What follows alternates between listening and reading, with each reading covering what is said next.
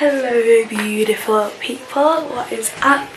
Oof, it is cold. It is currently like 8 p.m. I don't know why I'm filming this, but I decided to film, so here I am filming a story time. Judged by the title, you know what I'm about to be speaking about, but you don't know what the story is, so that's where I come in. Whisper song on candy skies, Melissa, her hips, her kisses, her dimples. She had one of them.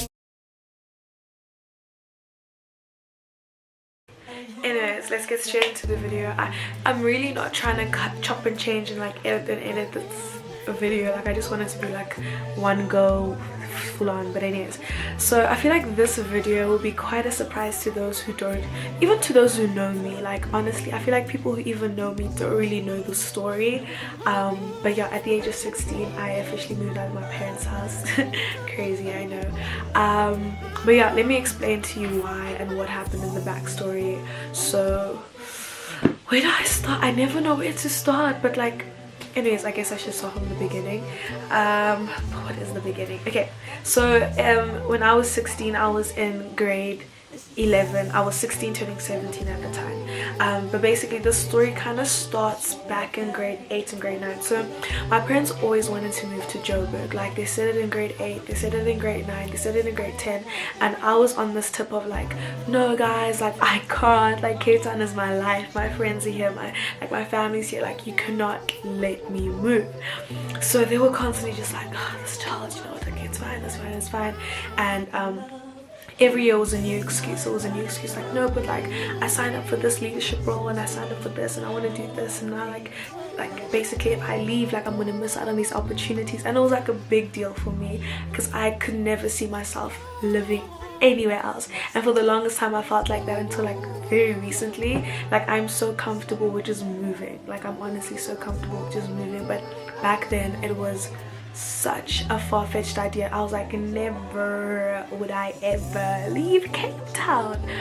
So yeah, so basically we stayed at this house, right, that we were renting at, and my dad had bought a place at this area called okay, I don't really want to be naming places and stuff like that, but he had bought a house a few years back, but we weren't living in that house because it was very far from my school. It was like about, say, approximately like a 40-minute drive from where my school was. So my dad and my mom and everything, we moved to this one place, like place that we were renting at and everything. And then after a while my parents were like, it doesn't really make sense for us to be living in this place, you know, renting at this place when we have our own house, like we want to move.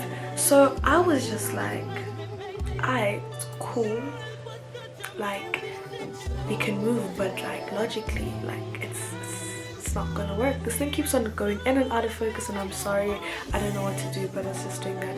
But I was like, okay, cool, like we move, but then what's gonna happen with me? Because I was one of those students that were very involved, like every single extracurricular I was there. I was a peer supporter, I was a lab assistant, academic student, sports, and so I thought, I'm like, first I was thinking meetings after school, I'm talking matches on the weekend, I'm talking like, you know, it was just not gonna make sense. And on top of that, if you know me, anyone who knows me right now is gonna be like, I am late for everything. Literally, my friends would tell me, like, say I have to be somewhere at 6, my friends would tell me, oh no, we're meeting up at 5, just because they know I'm going to be late. That's how bad it is. Like, my friend even told me the one time, you're going to be late to your funeral, that's how late you are, which is a fact. I'm late for everything. So I'm thinking to myself, the house that we were staying at, that we were renting at, was about like, say, 10-minute drive from my school, and I would be late. So I went to the school where you would have biometric scanners, like, so basically you would have to clock in and that would like take your attendance for the day, but you had to clock in before 7:45 or else you were registered as late or absent. And I remember, like, literally almost every day I'd literally be like, okay, just made it. No matter how early I would wake up, no matter what I would do to change my anything, I was always late. I don't understand it. So now I'm thinking to myself, I'm late when I'm 10 minutes away from school. Imagine 40 minutes Like it was, sure, it was a problem. And then it's like obviously extracurriculars and all that, and that was going to be like 4 trips if you think about it. If I have, say for example, yeah, if my parents drop me off in the morning, they have to drive back, that's 2 trips already. Then to pick me up in the afternoon, that's 4 trips in total, and that's a waste of money. So now the next thing was like, okay, maybe we can find somewhere that you can stay at that is closer, which was not an easy decision for them, obviously. It wasn't an easy decision for me either, but it was one of the things that needed to be done, you know. So it was either a matter of I stay with a family member, I stay with, however, like I just needed to find a place to stay. That was the story, that was the vibes. So basically I remember I had stayed with my friend for a month while I was looking for a place to stay. And honestly guys, like as much as like I feel like a lot of people were just like, Melissa, like you're so strong, you're such a powerful independent woman, and that's so true. Like when you look at me, I might be put together all the time and stuff like that, but I won't lie, that time for me was one of the most difficult times I've ever faced in my life, because it was kind of like a shock for me. It was like, from, you know, being used to being around your family constantly and just coming back home to them, and then coming back home, not like to say that my friends' family wasn't like amazing, like I love them with my whole heart, they were literally my family, but it was just not my family, you know what I'm saying. And I remember this one particular memory that literally like just stays with me.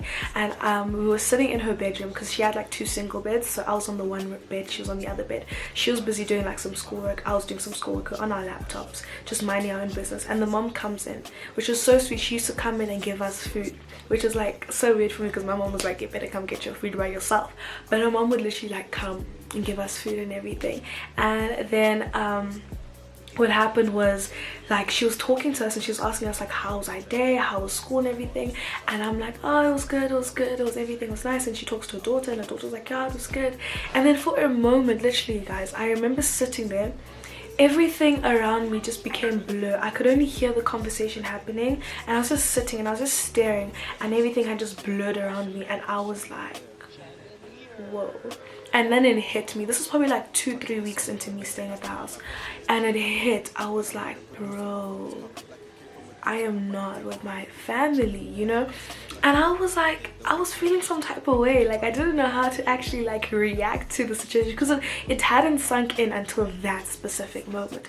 And I remember I went to the bathroom and I just sat there, and I was sitting on the toilet seat, not on the toilet but like on top of the toilet seat, and I was just looking at myself in the mirror, because she had like this huge mirror that was just in front. And I was like, what, like what is going on? Like, what? This is not happening. And I literally, next thing you know, tears are just pouring down my face, and I was like, what is happening? It was the craziest thing. Like, that for me was one of the most like craziest feelings. And I just remember like being like, God, you know, right now I need you, like I need some comforting, I need some love, I just need something, you know, because I'm feeling very, very, very like low. Like I was like, am I going into depression right now? Like I was really feeling down, and I didn't understand what I was feeling, but I was feeling upset. And so I remember I was just like, I just really need some comforting right now, I just need something. And it was so weird. This is like one of the weirdest things that happened, and like my friend's mom probably doesn't even know like what happened, but like I remember walking out the bathroom, I was like wiping my tears and everything, because I didn't want them to see me like in that state, to think that's something they were doing, because it was nothing about them, it was literally just all me. I remember walking out the bathroom and I was like, you know, smiling and everything, and randomly the mom just comes and she hugs me, and I was like, okay. And when I sat down, I just remembered like me praying in the bathroom, saying like, God, you know, right now I need you, like I need some comforting, I need some love, I just need something, you know, because I'm feeling very, very, very like low, like and I was like, whoa, God, like you be doing that?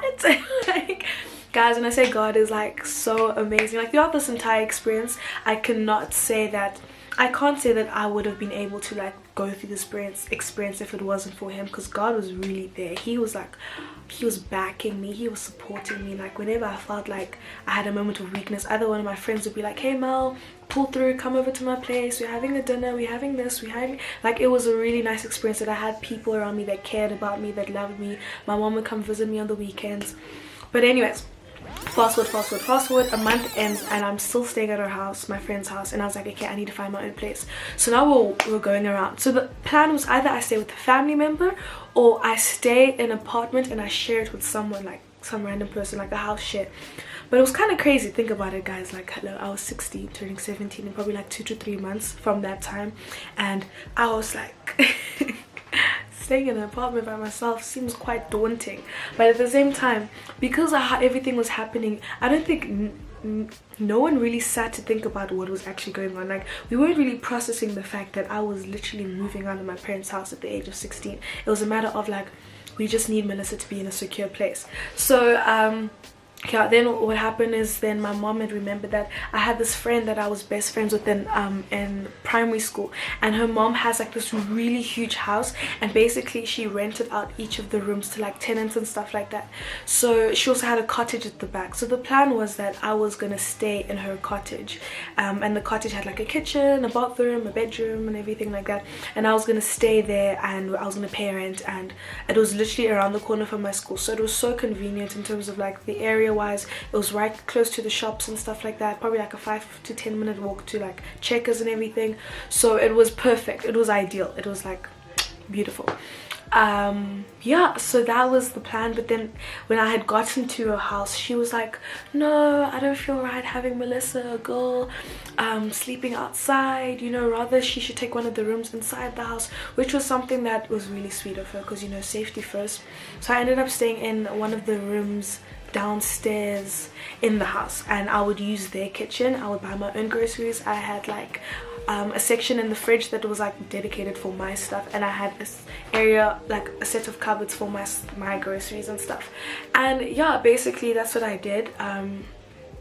That's what I did for like a good, say, about 2-3 weeks, you know. I was doing that. Now I'm independent. Now I'm used to this life. I'm cooking for myself, and I'm getting used to my mom coming on the weekends to visit me, and everything was fine, everything was beautiful, until one glorious day, my mom comes and she's like, we want to move to Joburg. So I'm like, we, as in me and you, and who? Like, who's we? And she's like, no, like your dad has just been thinking, like, you know, we've been wanting to move to Joburg for the longest time. Also, side note, my brothers moved to Joburg a few years prior, and they had opened up a construction company. So my dad wanted to do like a whole family business thing, but because of me, little old stubborn Melissa, I was hindering them, because I was like, I'm not going to Joburg, like I don't want to move to Joburg. So then eventually now they kind of like saw that I was able to stand on my own 2 feet, because I was already living alone at the house. And so they were thinking, you know, first the plan was to convince me to go to Joburg, but then I was in grade 11 at the time, and I thought to myself, oh, I had applied for prefectship, and I don't know, I just had this feeling of like, if I leave, you know, there's a chance that I might get prefect. If I leave, I won't be able to have that opportunity. And at the time, prefect was something I low-key wanted to like get, because I felt like I worked hard for the position. So I kind of felt like upset that my parents would want me to leave just literally before my matric year, because you know how weird it is, while everyone has known each other for like 4 or 5 years, then you just rock up in the last year, and now you have to have the whole matric experience with these people like you've known them and you don't. So I was like, it was so difficult. And then the thing is, like, the idea of me staying in Cape Town alone was something that it didn't even come across my head. I didn't think about it, I didn't suggest it. I was just like, can you not wait for a year? Like, that's the shit I kept saying, can you not wait until I'm matriculate, then we can go, I can study there for university. And they were just like, we're gonna see. My mom was like in debate, until my mom and dad had a discussion, and they thought, okay, cool, Melissa's staying in this house, but at least there's someone that we know that stays here, so how about we let her stay here in Cape Town for the year, finish her matric and everything, and then she can come to Joburg when we're like, you know, she's done with matric and stuff. And then my mom pitched the idea to me, and I was literally like, you want me to stay in Cape Town alone? Like, one thing, okay, that's one thing that I've basically moved out of the place at the age of 16, right? Now busy being an adult, basically. It's another thing, literally staying in a whole different city. That's a whole different ball game on its own. I was like flabbergasted. I was like, huh? What do you mean? It was so like, I remember just being shocked, like, that they could even think of such a thing. I was like, no guys, there's no ways that you want me to like stay in a different city from you guys. How's that gonna work, you know? And my mom was like, you know, we trust you, you're very responsible, you've shown us that you've taken on this role as an adult. I was like, yeah, like in my head I'm like, yeah, I've taken on this role, but guys, come on, like matric is coming, like I need some support, and you know, but at the same time I could see it was a very difficult decision for them, so I don't want to be that person to be like, you know, adding stress onto them and stuff like that. So I had to really just, you know, toughen up and say, alright, cool, you know what, it's alright, like I'm gonna do it, like it's fine, you guys can leave, all of those things, it's okay, it's all Gucci, it's fine. And yeah, they moved like towards the end of the month. Like I'd lived at this house for like a month and they moved, and I continued staying at the house throughout finished my grade 11 there, throughout my matric I lived at this house. And honestly guys, like I wouldn't have wanted it any other way, to be honest. Like at the time it was something that was very difficult for me, I won't lie. It was it was a hard thing to like process, you know, like your parents are leaving a city, you're like 16 turning 17, they're gonna be missing out on birthdays if they don't fly, missing out on Christmas, and Christmas was a big thing for our family. So I was just like, I can't. But you know, it became so normal for me. And I'm so happy that I had that experience. Like as much as my parents are sometimes like, yo, we really feel bad, like I'm so grateful for the experience. Because when I went to like first year uni, you know, there was a lot of people around me that was suffering.